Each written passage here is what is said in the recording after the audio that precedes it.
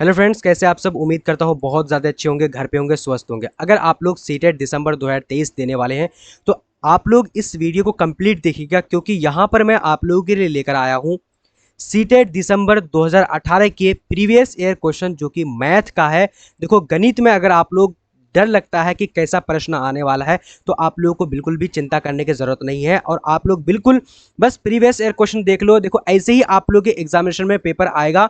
बस आप लोग यहां पर कॉन्सेप्ट बना लो, जो पूछा गया प्रश्न है उसको 2 बार 3 बार 4 बार करके पढ़ लिया करो। ठीक है, मैं आपको गारंटी बता रहा हूं। आप जो है पैडागोजी को आप लोग बिल्कुल समझ जाओ, पैडागोजी को पढ़ लो, एक एक क्वेश्चन को पढ़ लो, बस आप लोग का क्लियर हो जाएगा एक बार में ही।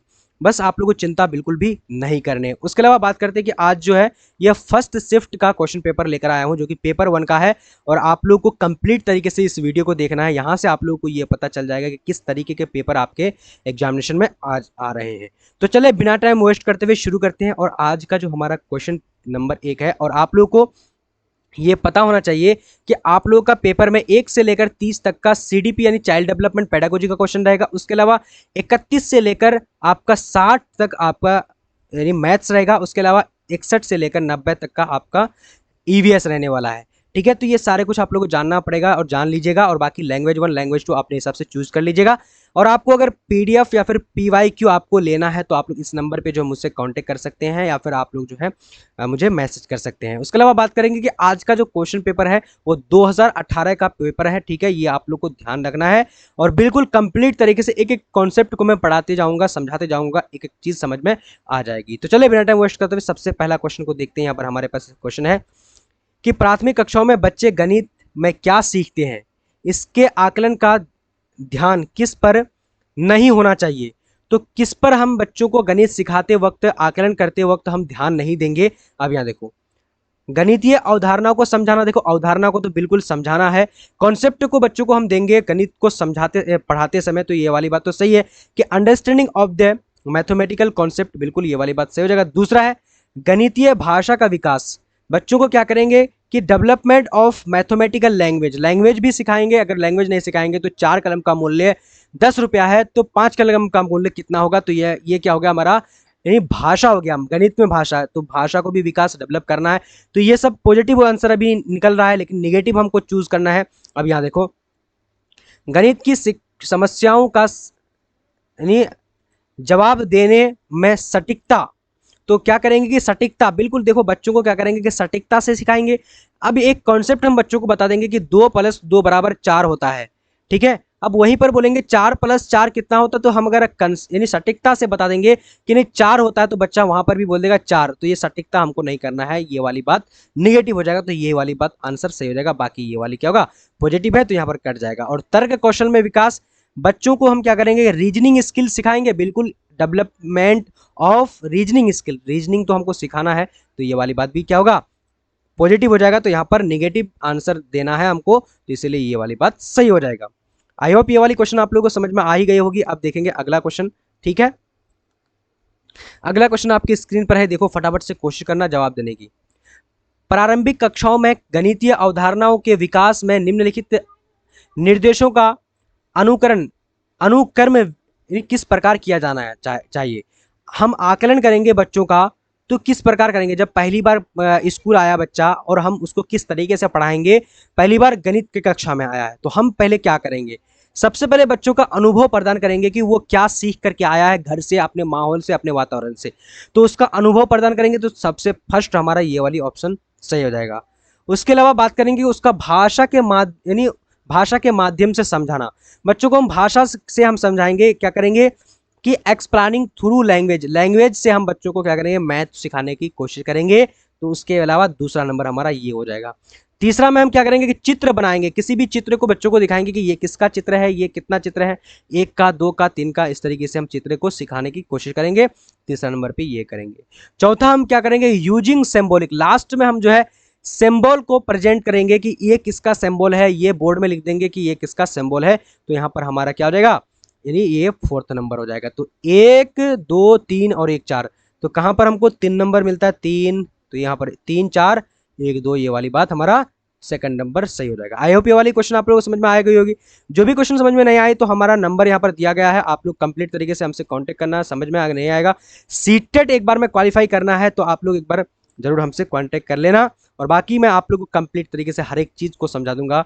ठीक है, अगला देखो, एक बच्चा नीचे दिखाए अनुसार दो संख्या घटाए। एक बच्चे को नीचे दिए यहाँ पर घटाने के लिए बोला गया है, तो यहाँ पर घटाओ को आप ध्यान से देखना कि क्या क्या है। बच्चा 7 में से 3 को घटा दिया तो 4 लिख दिया, 8 में से 2 घटा दिया तो 6 लिख दिया। मतलब क्या करा बच्चा कि बड़ा वाले को छोटे वाले से घटा दिया।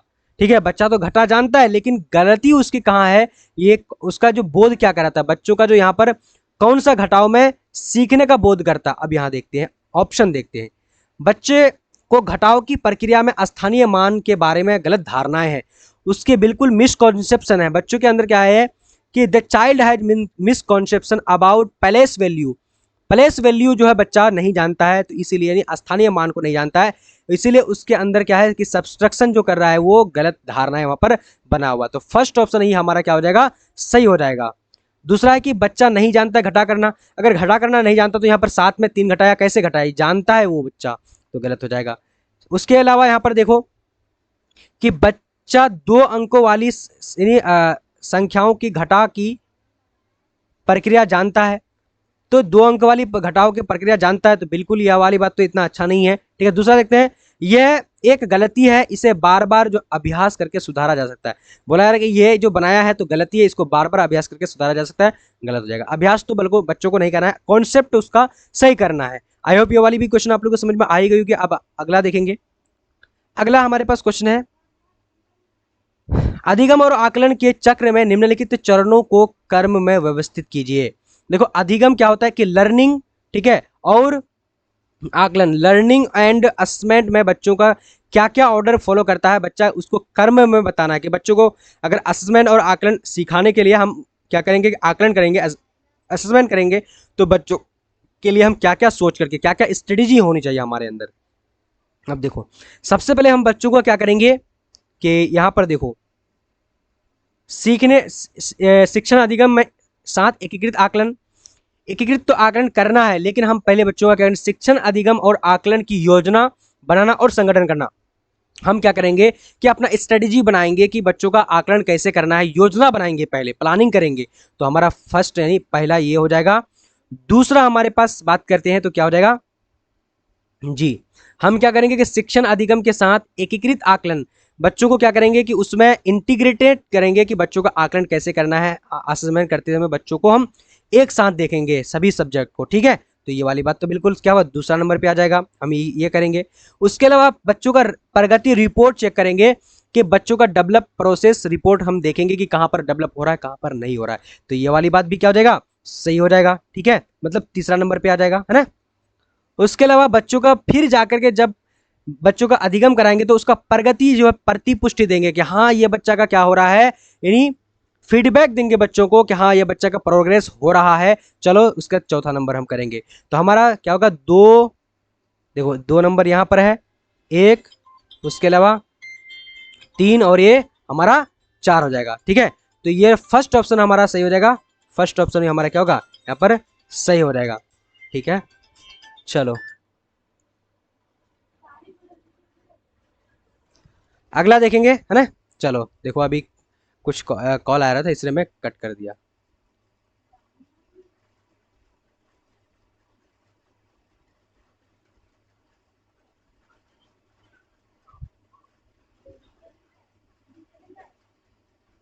चलो अगला देखते हैं, अगला हम क्वेश्चन देखेंगे। थोड़ा सा इसमें प्रॉब्लम हो गई शायद आप लोग। अगला देखो,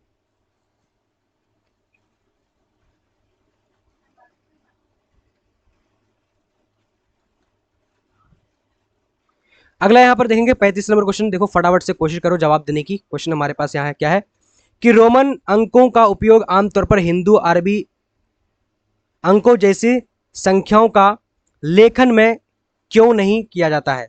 तो यहाँ पर बोला जाता है कि जैसे कि हम 1 2 3 हर जगह लिखते हैं, ठीक है, यूज करते हैं, लेकिन रोमन अंक में हम क्यों नहीं लिखते हैं। एक ये हो गया रोमन अंक हो गया, 2 इसको हम क्यों नहीं लिखते हैं। अब यहाँ पर देखते हैं, रोमन अंक स्थानीय मान का नियोजन नहीं करते, इसलिए इन अंकों का उपयोग करके गणना करना मुश्किल होता है। बिल्कुल सही बात है कि गणना करना, गुणन करना तो है, अगर हम बोल देंगे आपको कि इसका गुना करके दिखाओ तो 1 गुना ये 4, आप कैसे गुना करोगे? तो गुना करना कितना मुश्किल है। तो हमारा जो ऑप्शन, जो फर्स्ट ऑप्शन, इसलिए हम लोग नहीं करते हैं, इसलिए जो है रोमन अंक का यूज नहीं करते हैं हिंदू अरबिक के जैसे। ठीक है, चलो, तो ये वाली बात सही है। अब यहाँ पर बताया जा रहा है कि रोमन अंकों को याद करना मुश्किल है, याद करना मुश्किल नहीं है। अगला देखते हैं, रोमन अंकों का उपयोग करके संख्याओं को बनाना जटिल कार्य है, तो बिल्कुल ये वाली बात भी गलत हो जाएगा। चौथा देखते हैं कि अंग्रेजी बच्चों अंग्रेजी वर्णमाला और रोमन अंकों में भ्रमित हो जाते हैं, भ्रमित नहीं होता है। ठीक है, आई होप ये वाली भी क्वेश्चन आप लोगों को समझ में आ गई होगी। अब देखेंगे आगे क्वेश्चन देखते हैं, है ना। चलो, क्वेश्चन नंबर देखेंगे 36 नंबर। 36 नंबर थोड़ा सा यहाँ पर आप लोगों को देखने में परेशानी हो रही होगी, बट कोई बात नहीं। अगला देखो, एक शिक्षक अपनी कक्षा में बच्चों को उनके परिवेश, जो माहौल है, में मौजूदा वस्तुओं के भौतिक गुणों को अपने शब्दों में समझाने के लिए प्रोत्साहित करता है। अपने छात्रों के साथ ऐसी गतिविधि करने के पीछे शिक्षक का सबसे उचित उद्देश्य क्या है? तो अब यहाँ पर बोला जा रहा है कि शिक्षक क्या कर रहा है कि उसका परिवेश से, माहौल से, उसका रियल लाइफ को जोड़ करके पढ़ाने की, समझाने की कोशिश कर रहा है, प्रोत्साहित कर रहा है। तो ये गतिविधि जो कर रहा है, तो इसके पीछे का उद्देश्य क्या है, राज क्या है? अब देखते हैं ऑप्शन।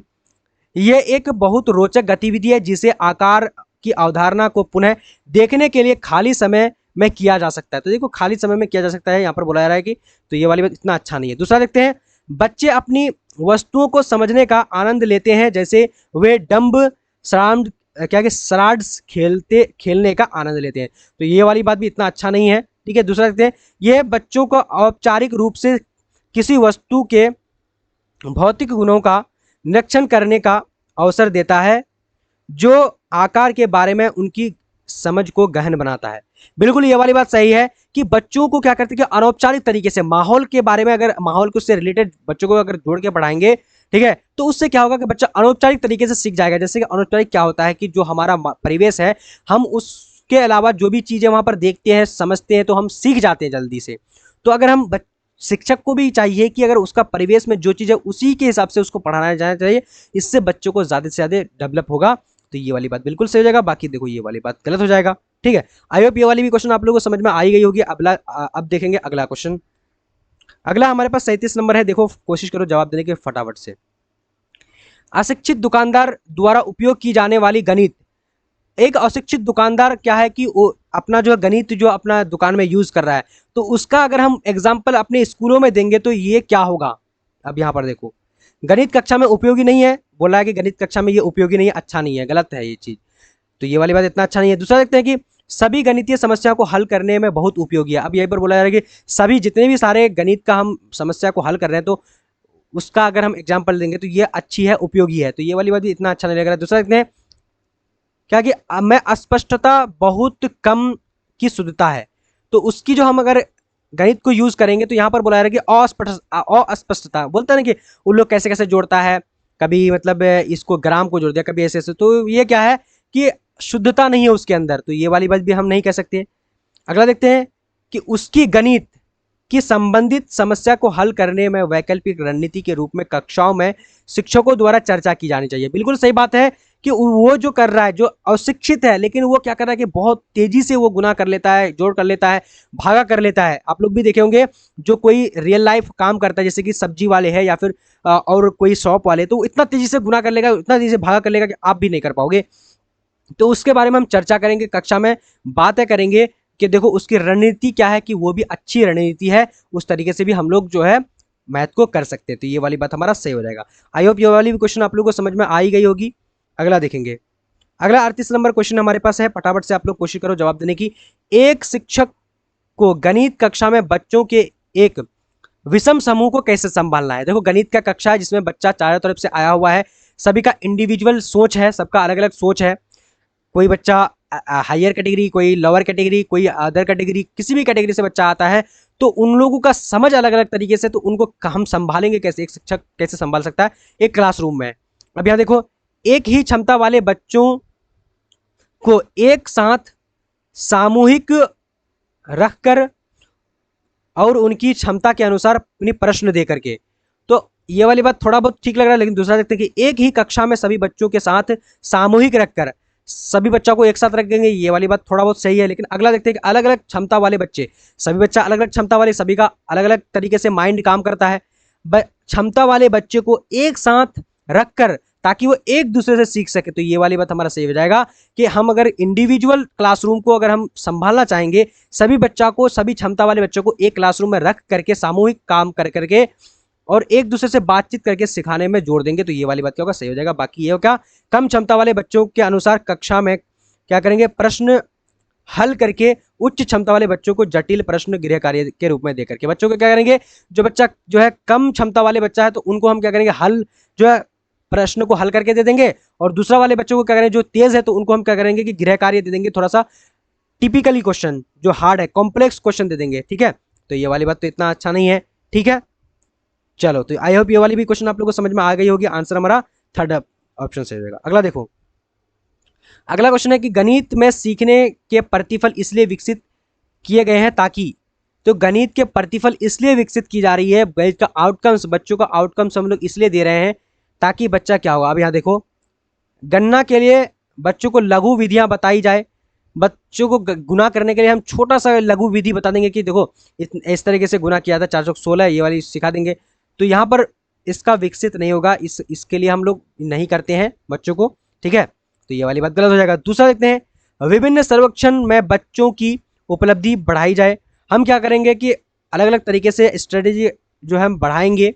ठीक है, तो ये तो इतना अच्छा नहीं है। लेकिन दूसरा देखते हैं कि बच्चों द्वारा हासिल की जाने वाली कक्षावार क्षमता और कौशल को परिभाषित किया जाए, तो देखो ये वाली बात हमको सही लग रहा है कि बच्चों को हासिल की जाने वाली कक्षावार दक्षता जो होती है, इंग्लिश में देखो कि क्लास वाइज क्या कि competency and skill be achieve by children, जो बच्चा अचीव कर रहा है तो उसके बारे में हम क्या करेंगे कि कौशल को विकसित करने के लिए हम कर रहे हैं। ठीक है, तो ये वाली बात सही हो जाएगा। बाकी वर्ष के अंत में परीक्षाओं के लिए बच्चों को तैयार किया जाए, तो ये वाली बात क्यों गलत हो जाएगा, है ना। चलो अब अगला देखेंगे प्यारे, आई होप ये वाली भी क्वेश्चन समझ में आ ही गई होगी आप लोगों को। अगला क्वेश्चन देखेंगे, क्वेश्चन नंबर 40। नंबर 40 क्या है कि निम्नलिखित में से कक्षा में हो रहा कौन सा कार्य एक गतिविधि है, तो कौन सा कार्य यहाँ पर गतिविधि के रूप में एक्टिविटी दिखा रही है, एक्टिविटी कौन सा जो है यहाँ पर काम दिखा रही है। शिक्षक समझते हैं कि प्रश्न हल कैसे करें, तो ये एक्टिविटी शिक्षक समझाते हैं कि प्रश्न को कैसे हल करें, तो यह एक्टिविटी नहीं हो रहा है, बच्चा खुद से अगर एक्टिविटी काम करेगा, कोई काम कर रहा है उसमें एक्टिविटी दिखती देगा, यहाँ पर गलत हो जाएगा। दूसरा देखो, बच्चों द्वारा कविता के रूप में गिनती वाचन, गिनती के बारे में अगर बातचीत करेंगे, डिस्कशन करेंगे, काउंटिंग के बारे में सीखेंगे, तो यहाँ पर क्या होगा, एक्टिविटी देखने को मिलता है, गलत हो जाएगा। बच्चों द्वारा श्यामपट्ट में नकल उतारना, नकल तो उतारना बिल्कुल भी नहीं है, गलत हो जाएगा ये वाला। बच्चों का अन्वेषण में लगाना, बिल्कुल ये वाली बात क्या हो जाएगा, सही हो जाएगा। बच्चा जहां पर भी अन्वेषण कर रहा है, खोज रहा है, बच्चों को अगर एंगेजिंग इन एक्सप्लोरेशन, बच्चा जहां एक्सप्लोर कर रहा है, जब खोज रहा है, अपने से एक्टिविटी कर रहा है, तो ये वाली बात क्या होगा, यहां पर हमको एक्टिविटी देखने को मिल रहा है, फोर्थ नंबर से होगा। आई होप ये वाली भी क्वेश्चन आप लोग को समझ में आई होगी, है ना। अगला देखो, 41 नंबर क्वेश्चन आपकी स्क्रीन पर है, बच्चे के बीच गिनती का कौशल विकसित करने के लिए निम्नलिखित में से कौन सा पूर्व संख्या अवधारणा के रूप में सीखने के लिए आवश्यक नहीं है। तो हम बच्चों को जो है क्या करेंगे, गिनती सिखाएंगे, गिनती का कौशल विकसित करना चाहते हैं, तो हम कौन ऐसा जो है अवधारणा है जो कि बच्चे के लिए आवश्यक नहीं है। 1-to-1 कॉरेस्पेंडेंस, देखो बच्चों को एक संगतता, हम बच्चों को क्या करेंगे, पहले एक को सिखाएंगे, फिर दो को सिखाएंगे, फिर तीन को सिखाएंगे, मतलब ये 1-to-1 कॉरेस्पेंड जो स्टेज होता है उस स्टेज में पढ़ाएंगे तो बच्चों का तो यहाँ पर डेवलप होगा। तो यहाँ पर बोला जा रहा है कि कौन सा यूज नहीं है, तो यहाँ पर क्या होगा, ये पॉजिटिव आंसर है, निगेटिव आंसर ढूंढने बोला है आप लोगों को, है ना। दूसरा क्रमबद्धता, बच्चों को क्या करें, क्रमबद्धता सीरिएशन से सिखाएंगे, 1 2 3 4 5 6 7 8 9 10 इस तरह क्रमबद्धता से सिखाते जाएंगे तो बच्चा क्या होगा, ये वाला भी बस सही होगा, यानी ये क्या होगा, गलत हो जाएगा, पॉजिटिव है। अगला देखो, संख्या नाम यादृच्छिक के रूप में पढ़ाना, अब हम बच्चों को क्या बोलेंगे, रैंडमली बच्चों को क्या बोल देंगे, बस तुमने संख्या को याद रख लो, ये क्या है 1 है, ये क्या है 5 है, ठीक है, ये क्या है 10 है, इस तरीके से बस नाम याद रखाएंगे तो बच्चा का इसमें क्या डेवलप होगा, नहीं होगा डेवलप, तो ये वाली बात क्या होगा, निगेटिव हो जाएगा और यही वाली आंसर सही हो जाएगा। समूह बनाना, बच्चों का समूह बनाएंगे यानी क्रिएटिंग ग्रुप, तो ग्रुप में तो बच्चा क्या होगा, ज्यादा से ज्यादा सीखेगा, तो ये वाली बात सही हो जाएगा। तो ये पॉजिटिव है, नहीं होगा इससे। आई होप ये वाली भी क्वेश्चन आपको समझ में आ ही गई होगी। चलो अगर आप लोगों को कोई भी प्रॉब्लम है, कोई दिक्कत हो रही है तो आप लोग एक बार मुझे मैसेज जरूर कर देना, नंबर ऊपर दिख रहा होगा आप लोगों को, और चैनल को सब्सक्राइब जल्दी कर लो ताकि आप लोगों को डेली डेली इस तरीके से क्लास मिलेगा और आपका कॉन्सेप्ट के साथ साथ सारे कुछ आप लोगों को मिल जाए। अगला देखो, एक बच्चे से ये पूछने पर कि क्षेत्रफल क्या है, उसने बताया लंबाई इंटू चौड़ाई। क्षेत्रफल की अवधारणा के बारे में बच्चे की समझ के बारे में आप क्या कह सकते हैं? एक बच्चा को हम सवाल पूछे कि क्षेत्रफल बराबर क्या होता है, फिर क्षेत्रफल क्या है, तो लंबाई इंटू चौड़ाई, तो बच्चा जवाब दे दिया। तो उसके जो कॉन्सेप्ट बना हुआ है तो हम क्या बोल सकते हैं उसको, उसका अंडरस्टैंडिंग में। बच्चे को क्षेत्रफल की अवधारणा के बारे में जानकारी नहीं है, जानकारी अगर नहीं रहे तो आंसर वो जवाब दे भी नहीं पाता, बोल रहा कि नहीं है आंसर। अगर जिसके बारे में पता नहीं तो वो आंसर कैसे देगा, तो आंसर नहीं दे सकता। अगला देखो, बच्चे ने किसी बंद आकार क्षेत्रफल के सामान्य विचार को आयत का क्षेत्रफल के रूप में उपयोग किया है। बिल्कुल ये वाली बात सही है कि देखो, एक क्लासरूम है, क्लासरूम में क्या करा कि दोनों तरफ जो दीवार है, चारों तरफ दीवार है, तो उसमें वो देखा कि इधर लंबाई है इधर चौड़ाई है, तो इसको लंबाई इंटू चौड़ाई होता है क्षेत्रफल बराबर, ठीक है। तो ये वाली बात उनको आता है, तो इसका मतलब कि हमारा आंसर यहाँ पर सेकंड हो जाएगा। अब यहाँ देखो कि वह बच्चा सही कह रहा है कि क्षेत्रफल इंटू बराबर लंबाई इंटू चौड़ाई है, तो ये इतना अच्छा नहीं है। वह बच्चा क्या कर रहा है कि क्षेत्रफल और परिमाप की अवधारणा में के बीच उलझन में है। अगर उलझन में है तो वो बता नहीं पाता, ठीक है। तो आंसर हमारा ये हो जाएगा, सही हो जाएगा। आई होप ये वाली भी आप लोगों को समझ में आई होगी, इसमें भी कुछ करने लायक था नहीं। अगला देखेंगे, अगला क्वेश्चन है कि गणित सीखने के संबंध में निम्नलिखित में से कौन सा कथन सत्य है। तो अब यहाँ देखो, गणित अगर सीखेगा तो बच्चा के लिए कौन सा कथन सही होगा। अब यहाँ गणित सीखना एक कठिन विषय है, बिल्कुल कठिन नहीं है, डिफिकल्ट नहीं है। जहां पर भी अगर गणित सीखने में अक्षम है बच्चा, तो इसका मतलब कि टीचर सही से नहीं पढ़ा पा रहा है। आज आप लोगों को अगर मैं नहीं सही से समझाता, सही से नहीं पढ़ा पाता, तो आप लोग भी नहीं समझते, इसका मतलब ये वाली बात नहीं होगा। आमतौर पर लड़कियां गणित में कमजोर होती है, बिल्कुल ये गलत अवधारणा है, गलत ये यानी एक जेंडर वाइज है, ठीक है, गलत हो जाएगा। हर कोई गणित सीख सकता है, बिल्कुल गणित सीख सकता है, चाहे वो जाहिल हो या फिर पढ़ा लिखा हो। देखो आज दुकानदार जो रियल लाइफ में वो काम कर रहा है केजी का या फिर कुछ चीज़ों का, तो वो जल्दी से जल्दी गुना कर लेता है, क्योंकि हर कोई गणित सीख सकता है इसीलिए, ठीक है। तो ये वाली बात सही हो जाएगा। बाकी गणित केवल कठोर अभ्यास से ही सीखा जा सकता है। गणित का जो हम क्या करेंगे कि हम रिजिड प्रैक्टिस करेंगे, रिजिड प्रैक्टिस करते सीखेंगे, तो ये वाली बात गलत हो जाएगा, है ना। चलो अगला देखेंगे। अगला क्वेश्चन आपकी स्क्रीन पर है, जवाब देने की कोशिश करना। हमारे पास क्या है कि पाइथागोरस प्रमेय सीखने के लिए शिक्षक ने एक सीट वितरित की, एक पेपर दे दिया सभी को, जिस पर समकोण वाले 4 त्रिभुज को खींचा गया था। 4 त्रिभुज खींचा गया था, समकोण त्रिभुज इस तरीके से होता है, आप लोग को पता होगा, है ना। और बच्चे को त्रिभुज की भुजाओं के बीच खोजने के लिए कहा जाता है। तो उनके भुजाओं के बीच क्या कर रहा है, खोजने के लिए कह रहा है, ठीक है। पहले क्या किया कि त्रिभुज का एक समकोण त्रिभुज बना हुआ था, उसको शीट दे दिया। फिर क्या करा कि बच्चों को बोला कि तुम यहाँ पर इसका संबंध खोजो। उपयुक्त में से शिक्षक क्या करने की कोशिश कर रहा है, अब याद हो, आगमन विधि या फिर निगमन विधि या फिर व्याख्यान विधि या फिर प्रयोगशाला विधि। देखो आगमन विधि यहाँ पर यानी कर रहा है। देखो आगमन विधि, इसको इंग्लिश में इंडक्टिव मेथड बोलते हैं। इंडक्टिव मेथड क्या होता है कि बच्चों को पहले एग्जाम्पल देते हैं, ठीक है, एग्जाम्पल दे करके फिर बच्चों को क्या कहते हैं, रूल सिखाते हैं, ठीक है, रूल सिखाते हैं। और वहीं पर क्या होगा कि निगमन विधि में बच्चों को पहले क्या करेंगे कि रूल सिखाएंगे, ठीक है, उसके अलावा आप उसको जो है एग्जाम्पल देंगे। तो ये वाली निगमन विधि इतना पढ़ाने का अच्छा मेथड नहीं है। सबसे अच्छा मेथड इंडक्टिव मेथड, जो कि हमारा आगमन विधि हो जाएगा, ठीक है। इसमें बच्चों को पहले रियल लाइफ से पहले जोड़ेंगे कि कौन कौन सी चीज आप देख के आए हैं, कौन कौन चीज जानते हैं, फिर जाकर के हम रूल पढ़ाएंगे, ठीक है। चलो, और बाकी लेक्चर मेथड बिल्कुल गलत हो जाएगा, लेबोरेटरी मेथड गलत हो जाएगा। अगला देखेंगे 45 नंबर क्वेश्चन। क्या बोला जा रहा है, पहले निम्नलिखित में से कौन सा संकल्पना मानचित्र के बारे में औसत्य है। तो मानचित्र के बारे में कौन सा औसत्य है। अब यहाँ इंग्लिश में देखो, which of the following statement is not true about concept map. Map के बारे में जो कौन सा यहाँ पर गलत अवधारणा दिया हुआ, अब यहाँ पर स्टेटमेंट को देखना है। संकल्पना मानचित्र अंतः संबंधित अवधारणाओं और उन्हें जोड़ने वाले लिंक का संग्रह प्रस्तुत किया यानी करते हैं। बिल्कुल सही बात है कि हमारा जो है क्या है कि इंटरकनेक्टेड जो कॉन्सेप्ट हमारा है, इसको क्या करे, कनेक्ट करता है हमारा यानी मैप जो हमारा संकल्पना, जो हमारे हम जो अपने माइंड के अंदर संकल्पना रखते हैं कि यहाँ पर ये है, यहाँ पर ये है, तो ये क्या अगर हमारा नहीं अवधारणा को जोड़ने में मदद करता है, तो ये वाली बात तो सही है। यहाँ पर बोला है पॉजिटिव निगेटिव आंसर निकालना है, तो ये सही है, तो गलत हो जाएगा। संकल्पना मानचित्र केवल शिक्षकों द्वारा बनाया जाना चाहिए। अब यहाँ देखो निगेटिव आंसर यहाँ पर निकल रहा है कि संकल्पना मानचित्र हम क्या करें, केवल और केवल यानी शिक्षकों के द्वारा जो बनाया गया है, तो उसी को हम क्या करेंगे, उसी को हम जो है सही मानेंगे तो गलत हो जाएगा। अगर बच्चा बना के गया तो वो गलत हो जाएगा, नहीं ऐसा नहीं हो सकता। तो ये वाली बात क्या होगा, सही हो जाएगा। दूसरा देखते हैं, संकल्पना मानचित्र प्रकृति पदानुक्रमित है। पदानुक्रमित मतलब क्या होता है कि उसका स्टेज दिया हुआ, स्टेज से स्टेज समझते हैं, बिल्कुल सही बात है, ये वाली बात पदानुक्रमित होता है।